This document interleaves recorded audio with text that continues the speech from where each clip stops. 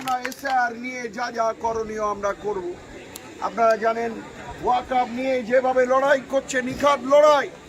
মমতাদি কি বলেছিল আপনাদের মনে আছে? তিনি বলেছিলেন ওয়াকআপ নিয়ে যদি আর আন্দোলন করেন আমার মতো খারাপ কেউ হবে না। আমি লাস্ট ওয়ার্নিং দিচ্ছি, আমি কিন্তু এগুলো বরদাস্ত করব না। আন্দোলন করতে হয়, দিল্লি গিয়ে আপনারা আন্দোলন করুন। এ কথা যেদিন বলেছিল আমি একজন সৈনিক হিসেবে সেদিন কষ্ট পেয়েছিলাম, দুঃখ পেয়েছিলাম যে আমাদের মসজিদ, আমাদের কবরস্থান, আমাদের মাদ্রাসা, আমাদের অনেক ধর্মীয় স্থান, সেগুলোকে তাহলে অন্যরা তারা কন্ট্রোল করবে, এ মানা যাবে না। সেদিন এই কথা বলার পর আমরা ব্যথিত হয়েছিলাম। আমরা আজকে 2026 সালে বিধানসভা নির্বাচনে দেগঙ্গার মানুষ একত্রিত হয়ে বলতে হবে, আন্দোলন করতে যদি আমাদের দিল্লি যেতে হয় তাহলে আপনি কেন এলাকার মানুষের কাছে ভোট চাইছেন? আপনি দিল্লি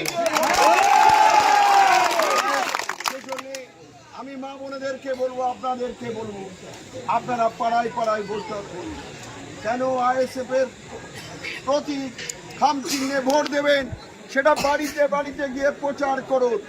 আজকে সারাবাড়িয়া থেকে সুবর্ণপুর, খানাডি সুবর্ণপুর, দক্ষিণ সুবর্ণপুর এবং আমাদের পাথরঘাটা সর্দারপাড়া এবং সারাবাড়িয়া থেকে যে মানুষ আমরা শতবিস্তভাবে দেখেছি, মাত্র 2 ঘন্টার নোটিশে আমার মনে হয়েছে শুধু জয়ের সময়ের অপেক্ষা।